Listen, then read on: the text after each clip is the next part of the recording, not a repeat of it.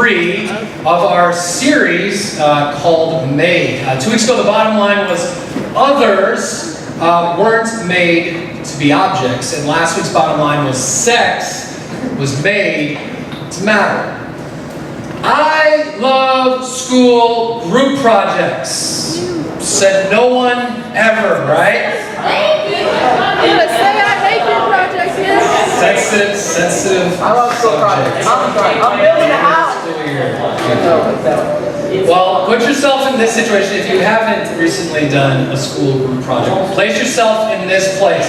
So imagine your English teacher assigns you a group project, and instead of letting you pick who's on your team, she randomly assigns people to your group. And so you guys drag your chairs into a circle, and you start looking around at who's in the circle with you, and immediately you start feeling a sense of panic. Because when you look to your right, you see a guy, the only A he's ever gotten in his life was in party.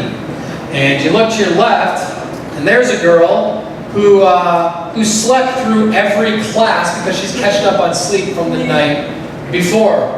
And then you look across from you, and there's a guy whose idea of research is Googling cheat codes for video games. And so you're looking at these people's faces, and you're realizing these people control 3/4 of your grade in this important project. And this deep sense of foreboding comes over you, and you start to realize that you're not in charge. You're not the boss, and you have no control over this situation. To make matters worse, you know with 100% certainty that if you were to do this project by yourself, you'd get a better grade. But that still doesn't help your situation because you don't have any control of it. In that moment, you don't have freedom or authority to change your group. And that's not a fun situation. In middle and high school, more than ever before, you're becoming more responsible for your own life, which is awesome, right? I mean, who doesn't love more freedom? However, it's probably not as much freedom as you would like, but maybe, for instance, maybe you're old enough to drive, but you, for whatever reason, haven't gotten your driver's license yet. Raise your hand if you're old enough, if you're 16, but you don't have a driver's license yet. Yeah, so you guys will relate to this. So, because you can't drive, who do you need to drive you? Either parents, older siblings, friends? That's not awesome. No. When it comes to time, you can be involved in more things than ever before in your middle school and high school years, but that certainly doesn't mean that you get to make up your schedule. You don't get to decide the start and end time for things like classes, sports, and clubs. You don't even get to decide what time you need to get home every night.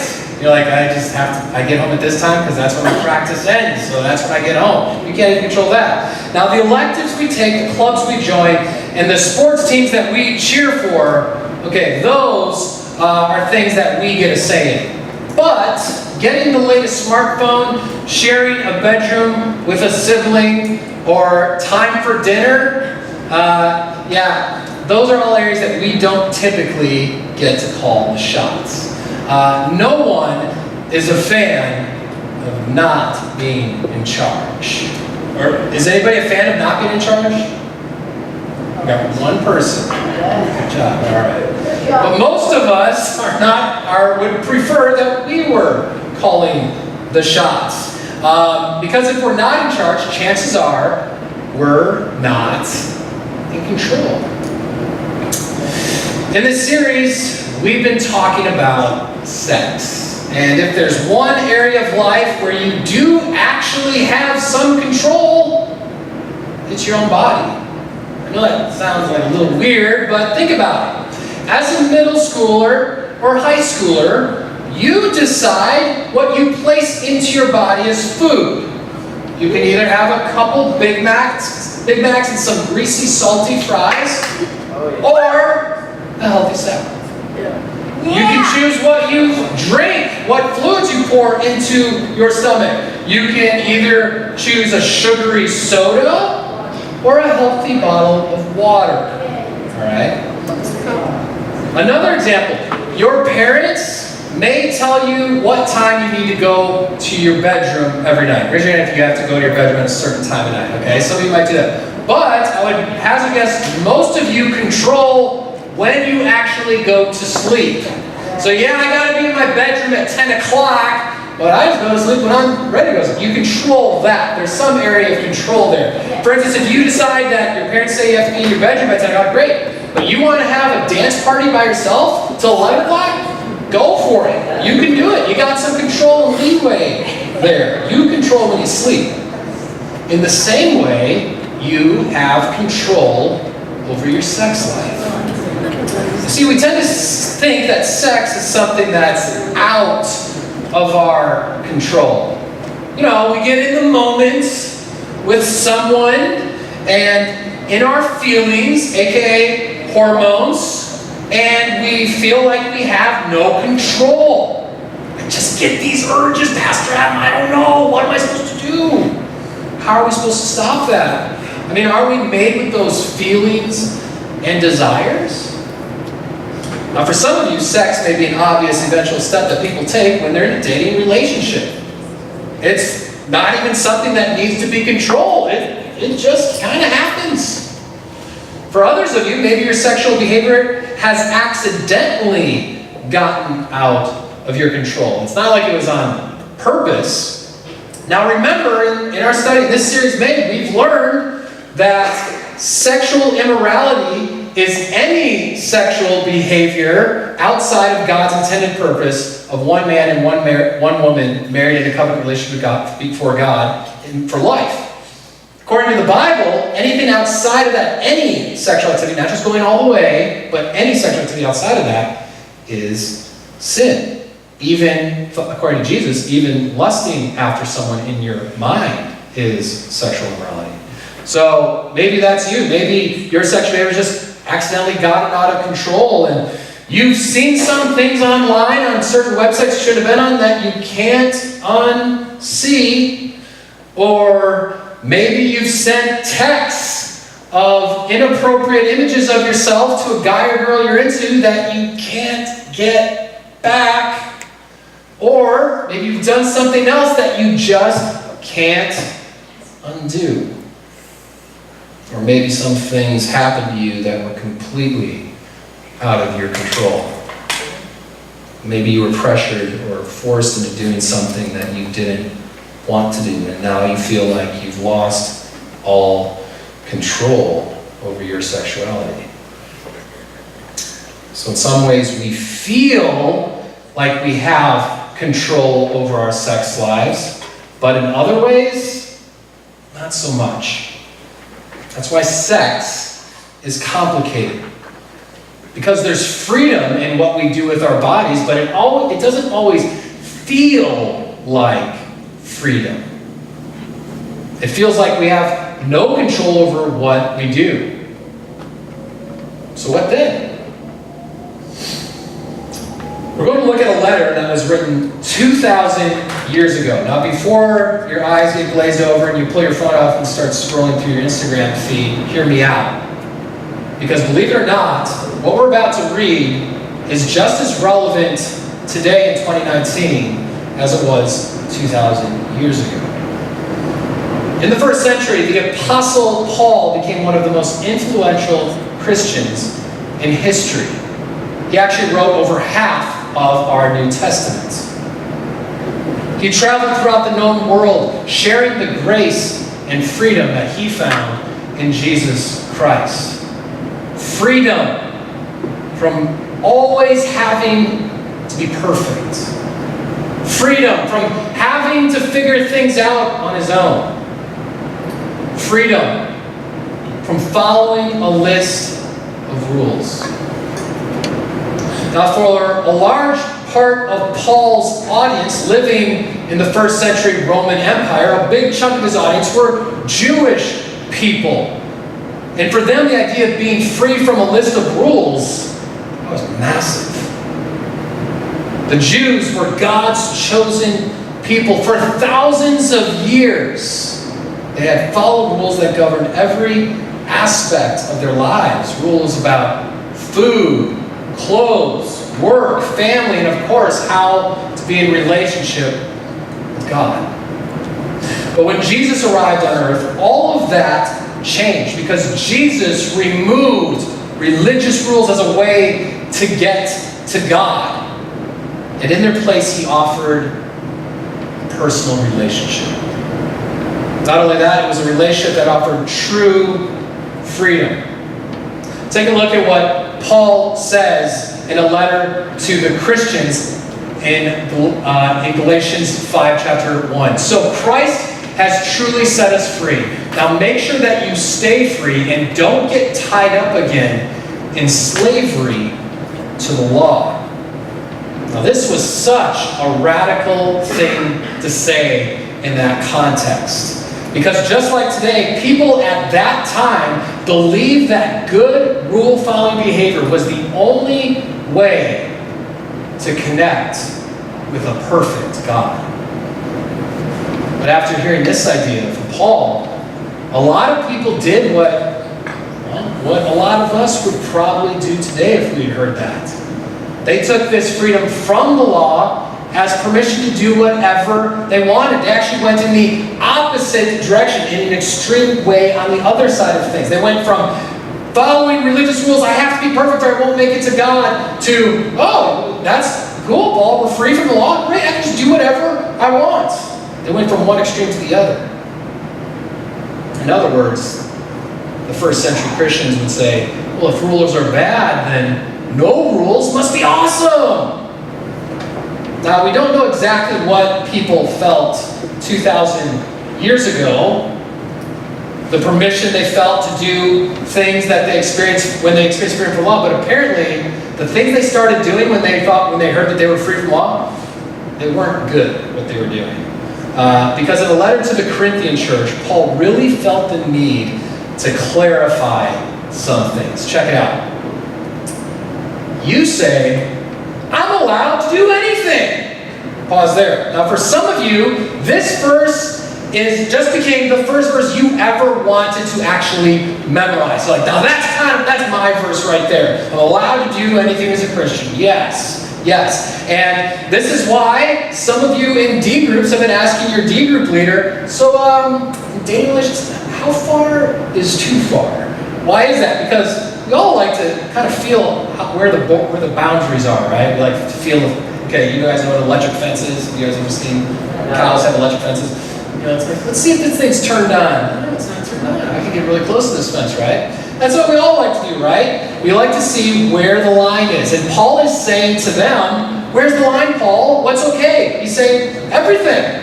You are able to do whatever you want. Now, imagine if your parents go out of town for a couple days and they leave you at home alone and they say, the one rule, you can do whatever you want at home, but you got to stay inside the house. So, wow, freedom right there. So, let's imagine that you decide to, well, it's Texas, it's hot. So, you decide to turn that AC all the way down to 50 degrees. Whew, that's nice. I can wear pants in the summer in my house because I'm going to turn the AC all the way until I get it. And then, let's say, you're bored. So you log into your stepmom's Amazon account and buy 20 movies with her credit card. And then, just because it's summer and you like s'mores, you're like, I'm going to make s'mores. And so I don't want to use the stove. So you decide to build a fire on top of the kitchen table to roast your marshmallows. All right? Now imagine your parents come home after seeing what you did to the house, see what the electrical bill is, see what happened to the Amazon account. They flip out on you. And you go, what? You said do anything. Well, yeah, I can do it. I stayed in the house. Now, that's true, right? They didn't tell you not to set the coffee table on fire to roast marshmallows. But that doesn't mean what you did was smart. You know that. And that's kind of what Paul is saying when he adds this to the verse. Now, you guys say I'm allowed to do anything, but not everything is good for you. Now, this verse perfectly sums up the balance between freedom and responsibility. You guys see that? Yes. You can technically do anything. That's true. But just because you can do something doesn't mean that you should do something. Just like the example of setting a fire on your kitchen table.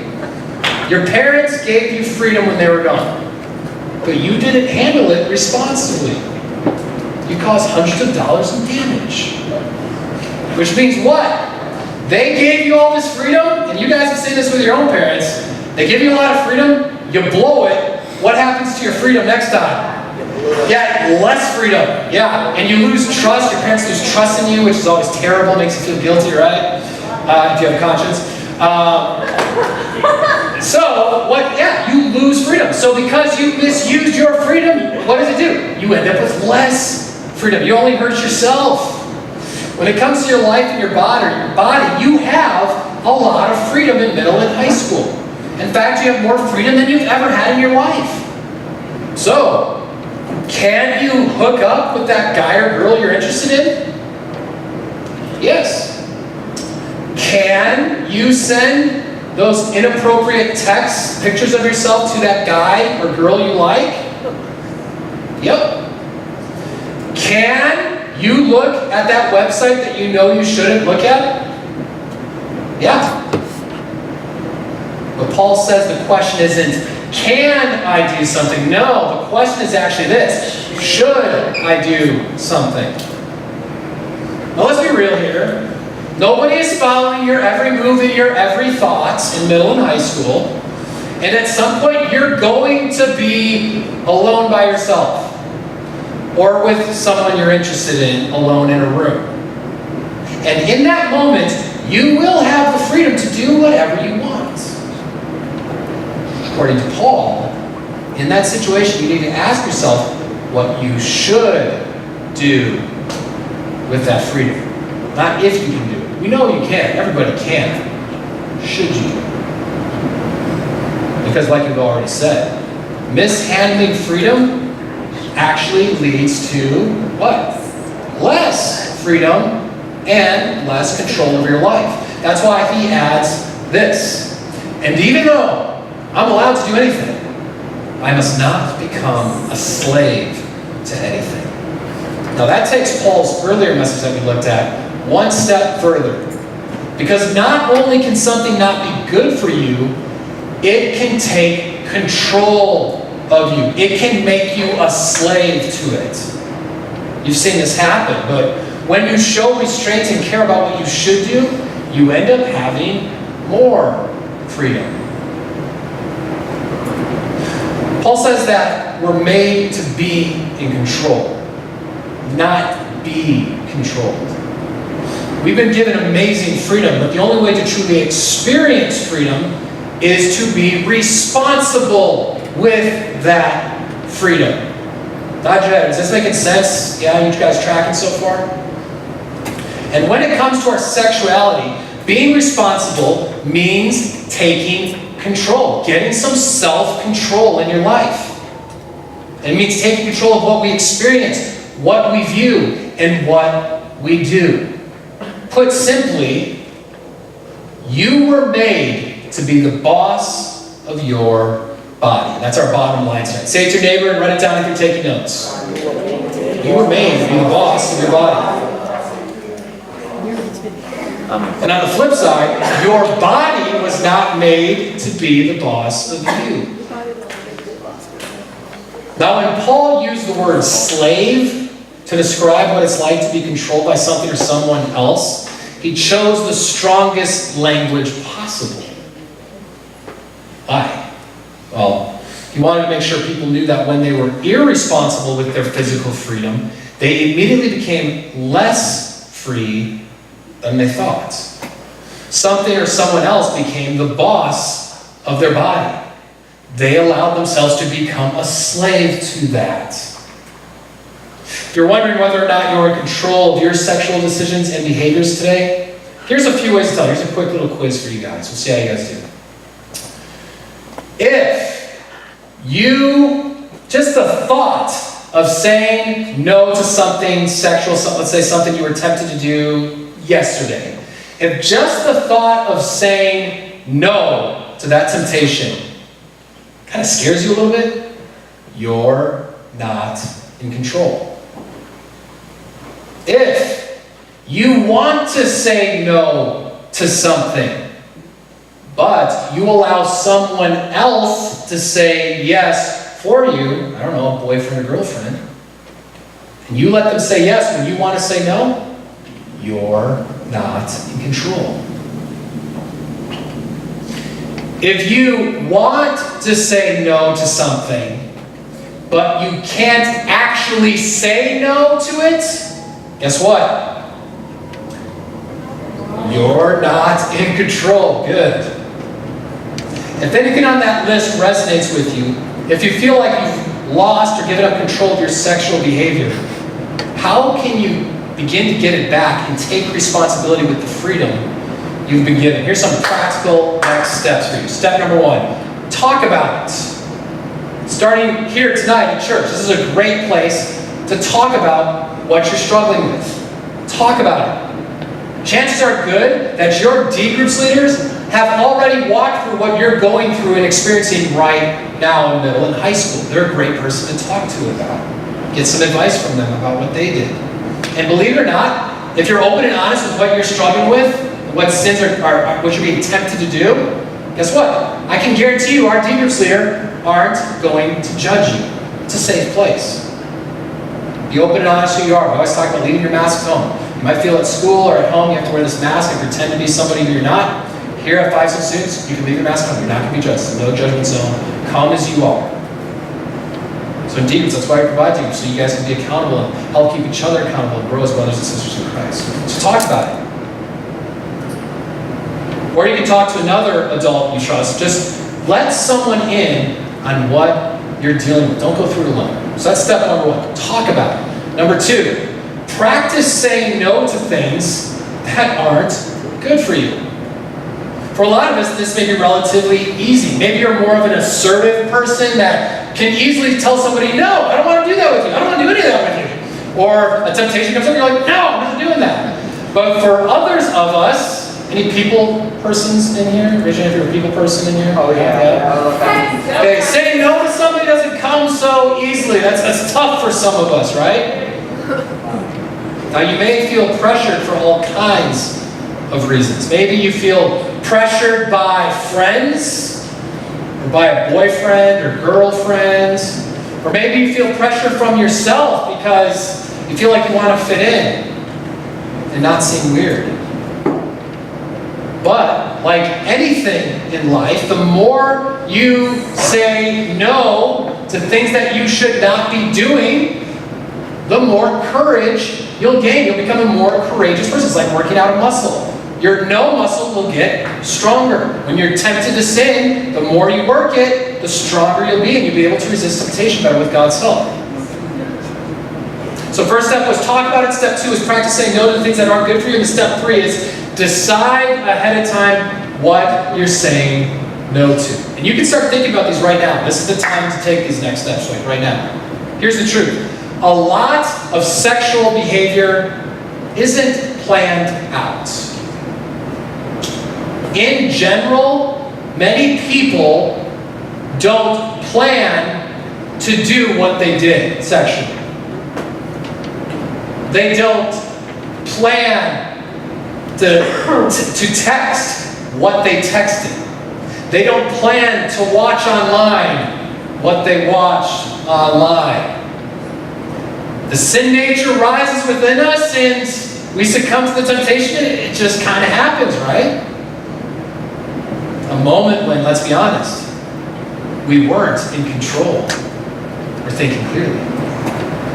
So the best time to decide what not to do is not in the moment when you're being tempted.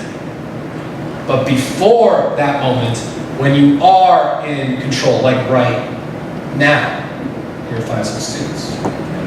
Remember our bottom line. You were made to be the boss of your body. So this week, pre-decide what you're not going to do. What situations you're not going to fall into. What choices you're not going to make. Then go one step further and decide what you'll do to get out of the tempting situation when you're in it. What will you say? What will you do? Who will you talk to? Make a plan. And then when you find yourself in a place of temptation where you have to make a split-second decision, it'll be easier because you've already made the decision ahead of time. You've pre-decided. We talked a little bit about this last week, some practice. If you weren't here, here's what we said. So if you find that you're tempted sexually to, watch a show late at night when you're tired. Now, when you're not tired in the middle of the day, you would never be tempted to watch a show. But man, you feel your sin nature rise up. You feel really weak and powerless. When you're tired, crash on the couch, and you're alone, you got the entire floor to yourself, no one's going to interrupt you, and you flip the station, see something you shouldn't be watching, and you fall into that temptation. So what would be a way to pre-decide, make a decision what you're going to do next time you're tempted to do that? Don't watch TV in a room by yourself when you're tired. Yeah, seems very logical. Okay, that'd be one thing. Another one. Say your struggle sexually is looking at inappropriate websites that you shouldn't be looking at. And so you find that you usually do that when you're in your room by yourself with the door shut. You have your phone or your computer in your room. So what would a way to pre-decide a way out of that be? Don't go in your room and shut the door with your phone or your computer in there. Right. Okay, give yourself a chance here, right? Give yourself some victory over this situation through God's help.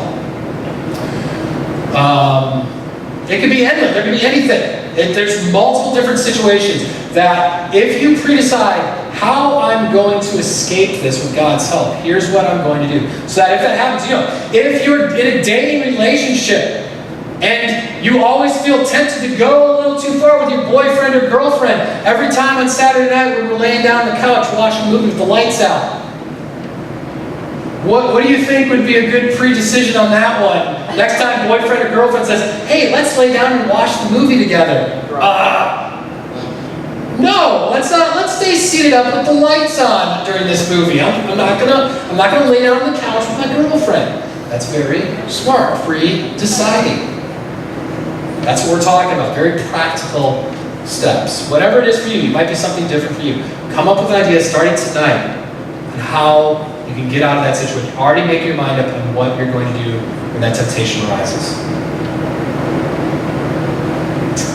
Because the decision's already made. Now I realize, because I brought it up earlier, some of you are thinking about the control that was taken from you sexually. Some of you when you were innocent little kids. The sexual decision that someone else pressured you to make or made without your consent. Let me just say, if that's you, I'm really sorry you went through that. And I think one of the best things you can do tonight is share what happened with your deacon leader, if you haven't already. You shouldn't have to process that alone. But I also want you to know the same truth applies. You were also made to be the boss of your body. And you can still be. It's not too late. That thing that happened to you was never God's desire for you. And He can help you take back control by being the boss of your body now, even if you weren't given a choice before. And that's what we talked about last week. That's the beautiful thing of sexual integrity. Regardless of what was taken from you in the past, regardless of the bad decisions you made, it's never too late to be a person of sexual integrity. You can start right now. Listen, this is a time in your life where you'll continually gain more freedom and more opportunity.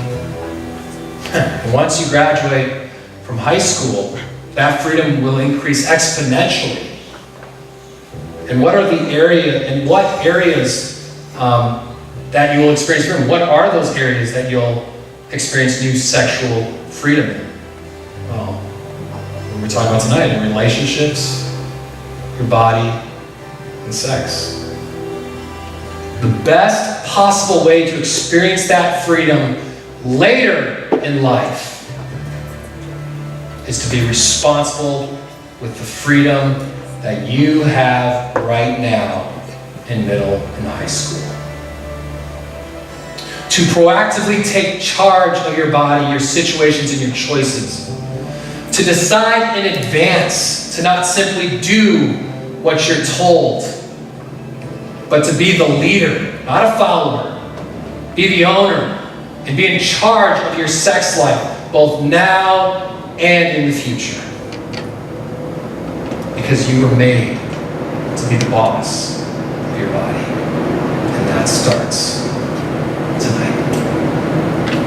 I invite our leaders to come to the front. Please pray with me. Dear Heavenly Father, thank you for this day. Thank you for these students who are here. Lord, we know not one of them is here by accident. You have a reason for them to be here to hear this message tonight. Lord, I don't know everything that's going on in their lives. I don't know the sexual pain that they've gone through, whether it was just bad choices that they've made a few weeks ago, or something that was done to them when they were a little child years ago. I don't know it, but you do, Lord. And I pray that you would just be a source of comfort. Give them a double portion of grace, peace, courage, and strength. And remind all of them, no matter what has happened to them in the past, they can start practicing sexual integrity starting today and for the rest of their life. Lord, I pray that you just bless our time in D-groups. Help the students to be open and transparent with what they're struggling with, so that we as a community can help each other as brothers and sisters in Christ. I pray this in Jesus' name. Amen. All right. High school girls are going to be with Donna. Middle school girls are going to be with our new leader, Olivia Diebel. This is Anna's older sister and Samuel's older sister, if you guys didn't know. She's also in college. Emma, do you want to help out with... Okay, she's got it. Awesome. No problem at all. Guys, high school guys, you're going to be Keith over here. And high school guys are going to be with me. All right, you guys are dismissed to D groups.